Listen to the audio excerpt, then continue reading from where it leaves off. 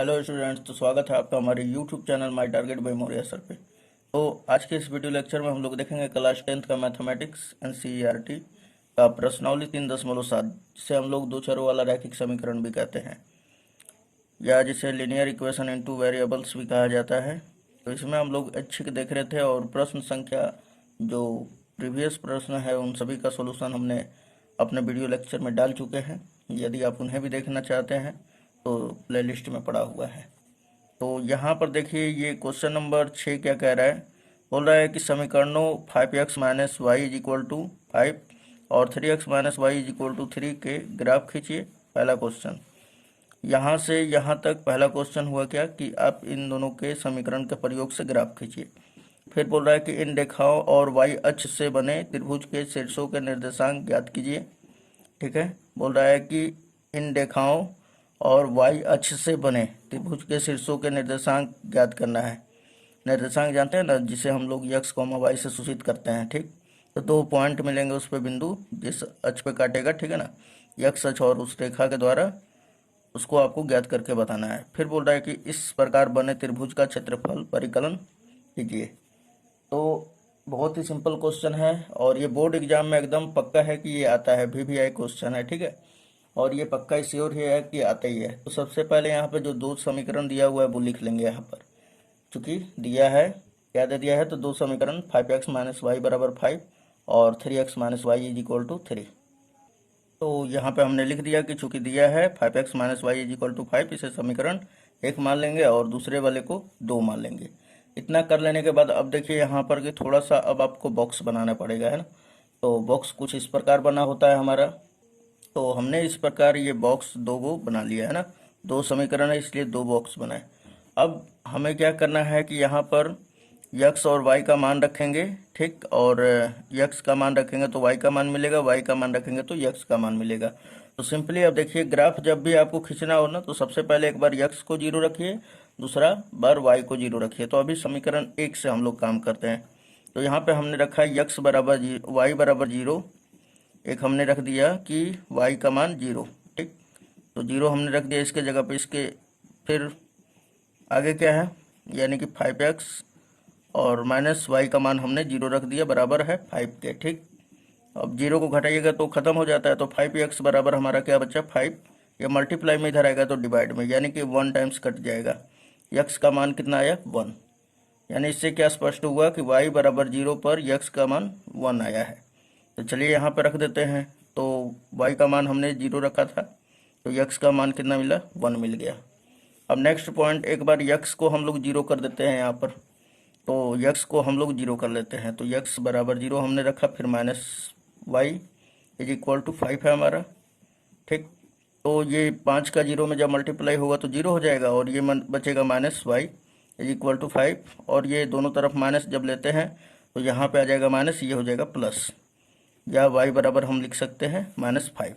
तो अब बताइए कि x का मान 0 पे y का मान कितना मिला, -5।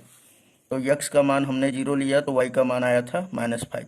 और इसको हल करके यहाँ पे दिखाने का कोई ज़रूरत नहीं है, क्योंकि आपको ज़्यादा नंबर उस पर नहीं मिलता है। आपको ये बॉक्स देखेगा, उसके बाद ग्राफ देखेगा, बस इतना ही देखता है। अब चलिए नेक्स्ट हम लोग देखते हैं। ये हमने 2 मान ले लिया, बस हो गया। इतना से ही ग्राफ खिंच जाएगा, है ना, जरूरी नहीं है, और आपका मर्जी करता है तो आप ले सकते हैं, है ना। चलिए अब नेक्स्ट देखते हैं हम लोग। 3x minus y is equal to 3 है। तो एक बार y को 0 रखिए, एक बार x को 0 रखेंगे, है ना। तो y को 0 रखेंगे तो x का मान क्या आएगा, तो यहाँ पे आप समझ ही रहे होंगे कि y को अगर 0 रखें यहाँ पर तो x का जो मान आएगा 3, ये पूरा पोर्शन 0 हो जाएगा, 3 मल्टीप्लाई में इधर जाएगा तो डिवाइड में, तो कितना आ जाएगा x का मान 1। उसके बाद अब फिर से देखिए कि एक बार x को हम 0 रखते हैं, तो इसको 0 रखेंगे तो इसको भी 0 कर देगा, बचेगा माइनस वाई बराबर 3। तो माइनस यहाँ पे आ जाएगा, यानी कि x बराबर 0 पे हम यहाँ पे 0 रखाएगा x का मान, तो y का मान कितना आ जाएगा, माइनस का 3। तो थोड़ा सा इसे इरेज कर लेते हैं जो 0 लिखा गया है। तो यहाँ पे हमने लिख दिया y का मान क्या, माइनस का 3। उसके बाद आप देखिए कि ये समीकरण 1 से ये वाला बॉक्स मिला है, इसको हल करने पर यहाँ पे लिख देंगे समीकरण 1 से। ठीक, और ये दूसरा वाला बॉक्स किससे आया, तो समीकरण 2 से। सो यहाँ पे लिखेंगे समीकरण 2 से। चलिए इतना हुआ। उसके बाद अब हम लोग ग्राफ खींचेंगे। तो ग्राफ कुछ खींचेंगे तो इस प्रकार पहले आएगा। पहले तो हमें चतुर्थांश बनाना होता है ना। और चतुर्थांश कुछ इस प्रकार होता है, आप इसे देख सकते हैं अच्छी तरह से। तो ये हमारा जो क्षैतिज रेखाएं होती है उसे हम लोग यक्ष अक्ष कहते हैं, और जो ऊर्ध्वाधर रेखाएं होती है उसे वाई अक्ष कहते हैं।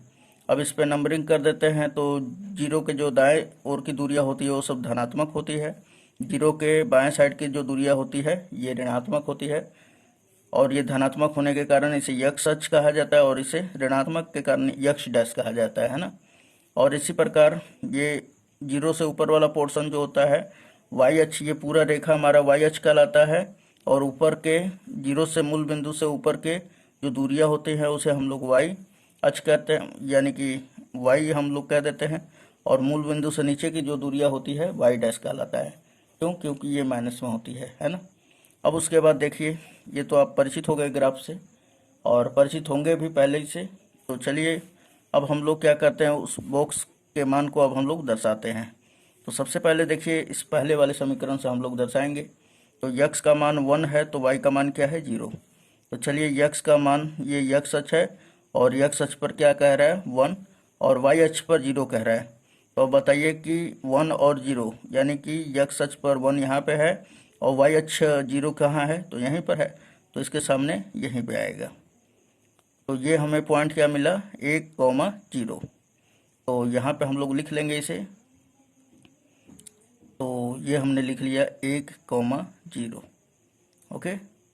अब उसके बाद फिर दूसरा क्या बोल रहा है, दूसरा पॉइंट लिया है हमारा 0,-5। तो चलिए 0 यक्स अक्ष पर ये है हमारा, ये यक्स अक्ष है, और 0 कहाँ मिलेगा, यहाँ पे मिल जाएगा। उसके बाद वाई अक्ष पर कह रहा है -5, वाई अक्ष के सामने क्या है, -5। चलिए तो -5 कहाँ है वाई अक्ष, तो ये कहलाता है हमारा, और -5 हमारा ये है यहाँ पर। तो चलिए ये यहाँ पर आ गया। तो अब इन दो बिंदुओं को मिला देते हैं हम, है ना। तो इन दो बिंदुओं को मिलाएंगे कैसे हम लोग, तो इस स्केल की सहायता से एकदम अच्छी तरह से आप मिलाएंगे। ओके। तो चलिए हम लोग मिला लेते हैं। तो कुछ इस प्रकार मिलेगा।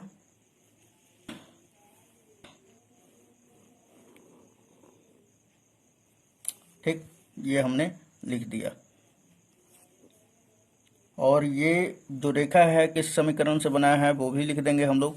तो बताइए किस समीकरण से बना है, 5x - y = 5 से, है ना। तो यहाँ पे लिखेंगे 5x - y = 5 से, ये वाला जो रेखा है इससे मिला है।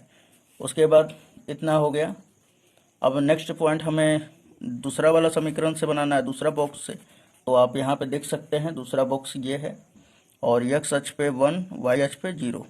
तो चलिए x अक्ष पे 1 और y अक्ष पर भी 0, तो 0 तो आप ऊपर नहीं जा सकते हो, इसी पे रहोगे, तो यही वाला होगा पॉइंट। चलिए नेक्स्ट देखते हैं हम लोग। तो बोल रहा है कि दूसरा कि x बराबर 0 और y बराबर क्या है, -3। चलिए x बराबर x अक्ष पे 0 हम लोग ले रहे हैं, और y अक्ष पे क्या कह रहा है, -3। तो -3 नीचे है, तो ये बिंदु कुछ यहाँ पर आएगा, है ना। तो यहाँ पर आएगा, तो इसे हम लोग कर लेंगे, लिख सकते हैं क्या कि x बराबर 0 और y बराबर -3। ओके। चलिए इन दो बिंदुओं को मिला देते हैं हम लोग। तो आप अगर बड़ा लेकर अगर बनाइएगा तो आपका अच्छा आएगा, और ऐसे ये भी अच्छा ही है, कोई दिक्कत नहीं है। आप ग्राफ पे लेकिन इससे बनाइएगा तो और भी अच्छा आएगा। तो चलिए इस दो बिंदुओं को मिला देते हैं। तो ये कुछ इस प्रकार मिलेगा हमारा, और ये दोनों रेखाएं एक दूसरे को प्रतिच्छेद करेगी, है ना। जहाँ काटता है एक ही बिंदु पर दोनों, तो उसे कहते हैं प्रतिच्छेदी रेखा।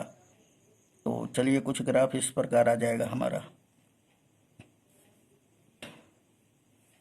तो ये कुछ इस प्रकार है हमारा, खींच दिया हमने। और ये किस समीकरण से प्राप्त हुआ, तो इस रेखा का भी नाम दे देते हैं हम लोग। तो ये हमारा, इसको इस तरह तिर से सिंबल से कर देंगे कि ताकि ये और भी आगे जा सकता है। और दूसरा समीकरण देखिए क्या है, 3x - y, और दूसरे के द्वारा क्या मिला हमें, तो यहाँ पे लिख दे रहे हैं 3x - y = क्या है, 3 है ना। ये दूसरा समीकरण है। उसके बाद अब देखिए कि यहाँ पे हमारे पास शीर्ष मिल रहा है, त्रिभुज एक बन रहा है, ये और ये बिंदु मिलाकर एक त्रिभुज का निर्माण हो रहा है। इसका नामकरण कर देते हैं, इसका हमने पॉइंट धर दिया, इसका नाम दे दिया ए, और इसको हमने पॉइंट का नाम दिया बी, और इस पॉइंट का नाम हमने दे दिया सी। ठीक, तो हमें क्या मिला? त्रिभुज ए बी सी मिला, है ना। और बोल रहा है जैसा कि इसमें क्वेश्चन में देखिए, अब दूसरा क्वेश्चन, ये ग्राफ हमारा तैयार हो गया है ना। यहाँ पे यक्स का मान अगर पूछता तो यक्स का मान 1 और वाई का मान 0 हो जाता। क्यों? क्योंकि जिस पॉइंट पे दोनों रेखाएं जो ग्राफ है अगर प्रतिच्छेद करती है तो वही जो होता है उस समीकरण का हल होता है। हल यानी यक्स और वाई का मान होता है। ठीक, चलिए इतना तक तो ये पहला मतलब यहाँ से यहाँ तक जो है कंप्लीट हुआ। अब नेक्स्ट इसका पोर्शन हम लोग पढ़ते हैं अच्छी तरह से। बोल रहा है कि इन रेखाओं और वाई अक्ष से बने त्रिभुज के शीर्षों के निर्देशांक ज्ञात कीजिए, है ना। तो अब बताइए यहाँ पर कि निर्देशांक क्या बन रहा है। तो निर्देशांक बन रहा है हमारा, एक तो बन रहा है यहाँ पर ए पॉइंट पर, तो इसका नामकरण कर देते हैं, और ये क्या है 0,-5, है ना। तो ए का निर्देशांक क्या मिला 0,-5, बी का हमें क्या मिला 1,0, सी का क्या मिला है 0,-3। तो आइए इस प्रश्न का आंसर भी लिख लेते हैं। तो चलिए हमने यहाँ पे लिख दिया कि इसलिए त्रिभुज एबीसी का निर्देशांक क्या हो जाएगा, ए का क्या था, तो यहाँ पे हमने फिर दिखा दे रहा हूँ यहाँ पर कि ए का जो नियामक है 0,-5, बी का हमारा है 1,0 और सी का क्या है 0,-3। तो यहाँ पे हम लिख लेंगे ए का क्या हो जाएगा 0,-5, बी का 1,0, सी का 0,-3 होगा। ठीक, उसके बाद अब हम लोगों को देखिए इसमें तीसरा पोर्शन क्या कह रहा है। बोल रहा है कि इस प्रकार बने त्रिभुज के क्षेत्रफल का परिकलन कीजिए, है ना। अब जो बना हुआ है ये ग्राफ पे त्रिभुज ए बी सी, तो इसका क्षेत्रफल भी आपको बताना है। तो अब बताइए कि इसका क्षेत्रफल कैसे हम लोग बताएं। तो ध्यान दीजिएगा कि हम लोग क्या करेंगे कि पहले बड़ा वाला त्रिभुज ले लेंगे, है ना। ऐसे तो आप निर्देशांक ज्यामिति के से भी आप निकाल सकते हैं, है ना, लेकिन यहाँ पर अभी इस चैप्टर में निर्देशांक ज्यामिति के बारे में अभी अच्छी तरह से बताया नहीं गया है। ठीक है, तो चलिए हम लोग पिछले जैसे आप लोग जानते हैं कि त्रिभुज का क्षेत्रफल 1/2 आधार गुणे शीर्षलंब होता है, उसी का हम लोग प्रयोग करके बनाएंगे। तो यहाँ पर ध्यान दीजिए कि त्रिभुज ए बी सी का अगर क्षेत्रफल निकालना है तो सबसे पहले हम लोग बड़ा वाला त्रिभुज लेंगे, त्रिभुज ए बी ओ। फिर से समझिए कौन सा त्रिभुज लेंगे, पहले त्रिभुज ए बी ओ में से हम लोग क्या करेंगे त्रिभुज ओ सी बी को घटा देंगे। जब घटा देंगे तो ये वाला अगर त्रिभुज घटा दे रहे क्षेत्रफल तो बचेगा हमारे पास ये वाला छोटा वाला, है ना। तो चलिए हम लोग लिख लेते हैं। तो यहाँ पर हम डाल लेते हैं हेडिंग कि हमें क्या ज्ञात करना है, त्रिभुज एबीसी का क्षेत्रफल। तो एबीसी का क्षेत्रफल बराबर क्या हो जाएगा हमारा, तो हमने बता दिया आपको कि ए बी सी का क्षेत्रफल निकालने के लिए हमने क्या किया कि ए बी सी का क्षेत्रफल लिखेंगे इस तरह कि ए बी सी का क्षेत्रफल बराबर क्या हो जाएगा दोस्तों, तो ये बड़ा वाला त्रिभुज यानी कि ए बी ओ या ए ओ बी भी कह सकते हैं ना, कुछ भी कह सकते हैं, कोई दिक्कत नहीं है। तो हम लेंगे त्रिभुज ए ओ बी का क्षेत्रफल माइनस त्रिभुज बी ओ सी का क्षेत्रफल। अच्छी तरह से लिखेंगे तो अच्छा ही लगता है, या आप कुछ भी कह सकते हो ओ बी सी का क्षेत्रफल। तो हमारा ये वाला पार्ट बच जाएगा, है ना। तो चलिए हम लोग यहाँ पर लिख दे रहे हैं। तो हमने लिखा यहाँ पे कि त्रिभुज ए बी सी का क्षेत्रफल बराबर त्रिभुज ए ओ बी का क्षेत्रफल माइनस त्रिभुज बी ओ सी का क्षेत्रफल। अब इस त्रिभुज में से बड़े वाले में से छोटा वाला घटा देंगे तो हमारा वही बात आएगा, है ना। तो चलिए अब बताइए यहाँ पर कि सबसे पहले यहाँ पर हम त्रिभुज ए ओ बी का बात कर रहे हैं, त्रिभुज ए ओ बी का बात कर रहे हैं, है ना। तो अब बताइए कि इसमें आधार क्या होगा, तो आधार ये वाला होगा यानी कि ओ ए, और ऊंचाई क्या होगा हमारा, तो ऊंचाई ओ बी होगा। ठीक, तो अब यहाँ पर ध्यान दीजिएगा कि हम लिख रहे हैं यहाँ पर कि चूंकि क्षेत्रफल क्या होगा हमारा, तो 1/2 और त्रिभुज का क्षेत्रफल जानते हैं आधार गुणे शीर्षलंब होता है। तो आधार क्या हो जाएगा हमारा त्रिभुज ए ओ बी में, तो यहाँ पे आधार देखिए, आधार क्या होगा ओ से लगाई ए तक की दूरी, है ना, बड़े वाले त्रिभुज में। तो यहाँ पे लिखेंगे कि आधार हमारा ओ ए हो जाएगा। और अब बताइए ऊंचाई क्या होगा हमारा, तो ऊंचाई हो जाएगा ओ बी, तो यहाँ पे ओ बी भी लिख लेंगे। उसके बाद फिर यहाँ पे माइनस का सिंबल है तो माइनस देंगे, 1/2। और फिर त्रिभुज बी ओ सी का क्षेत्रफल में क्या होगा, त्रिभुज बी ओ सी में आधार क्या हो जाएगा, तो ओ सी, तो यहाँ पे हम लिखेंगे गुणे ओ सी। और फिर शीर्ष लंब क्या हो जाएगा यानी ऊंचाई, तो ऊंचाई भी क्या होगा हमारा ओ बी, तो हमने लिख लिया यहाँ पर ओ बी।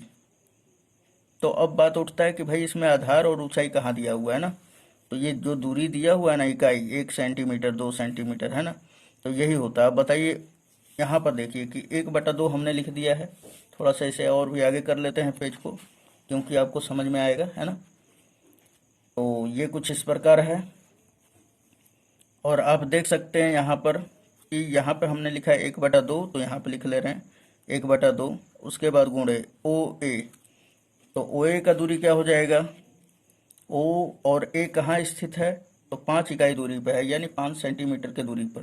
तो हमारा दूरी क्या हो गया 5, तो ओ ए बराबर 5। फिर ओ बी बराबर क्या हो जाएगा, ओ बी का दूरी क्या है हमारा, ओ से बी तक की दूरी 1 है। ओ से बी जो है बिंदु स्थित है कितना दूरी पर, 1 इकाई पर।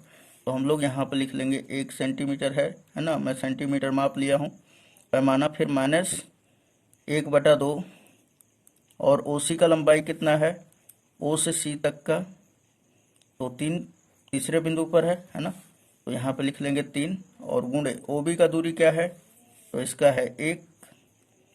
अब देखिए यहाँ पर कि हल कर लेंगे, तो चलिए हम अब इसे हल कर लेते हैं है ना। तो देखिए 1 का 5 में गुणा होगा और फिर 5 का 1 में गुणा होगा तो क्या होगा 5, और बटा में क्या है 2, फिर माइनस ये क्या हो जाएगा 3/2। और जब दोनों आधार बराबर, नीचे हर जब बराबर है तो इसके बदले में 2 के बदले में 2 कैल्शियम 2 होगा, 5 - 3 हो जाएगा।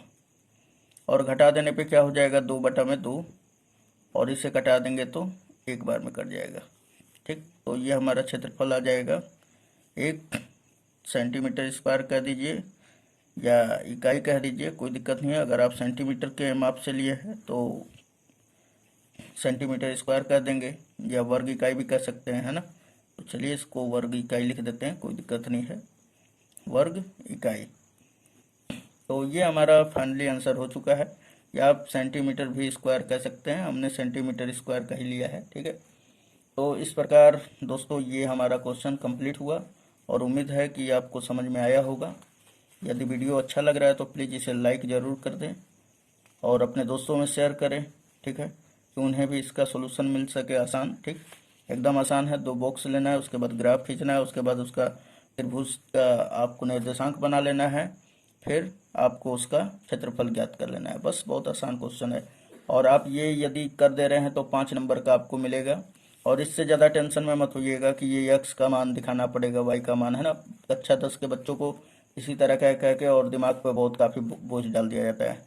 आप देख पा रहे हैं कि अगर अच्छी तरह से आप बनाएंगे तो आपका इसी में समय निकल जाता है ना, और अगर आप एक्सपीरियंस कर लेंगे तो बहुत ही आसान हो जाएगा। तो चलिए इसे हम लोग स्क्रीनशॉट ले लेते हैं। तो ये पहला स्क्रीनशॉट है, उसके बाद नेक्स्ट यहाँ से देखेंगे, ये हमारा बॉक्स है, और ये बॉक्स के बाद बॉक्स तो ले लिया ना। अब ये हमारा ग्राफ है, तो ग्राफ कुछ इस प्रकार है। ठीक है, पूरा नहीं आ पा रहा है लेकिन फिर भी ले लीजिएगा। ठीक, उसके बाद अब नीचे, और नीचे ये कुछ इस प्रकार है हमारा ये। हाँ, तो उम्मीद है दोस्तों आपको समझ में आया होगा। धन्यवाद, नेक्स्ट वीडियो मिलते हैं। और हाँ, यदि आप मेरे चैनल पर नए यूजर हैं तो चैनल को सब्सक्राइब करके बेल आइकन हिट ज़रूर कर दें, ताकि हम नेक्स्ट वीडियो डालें तो आपके पास पहुंच पाए इसका नोटिफिकेशन। तो धन्यवाद।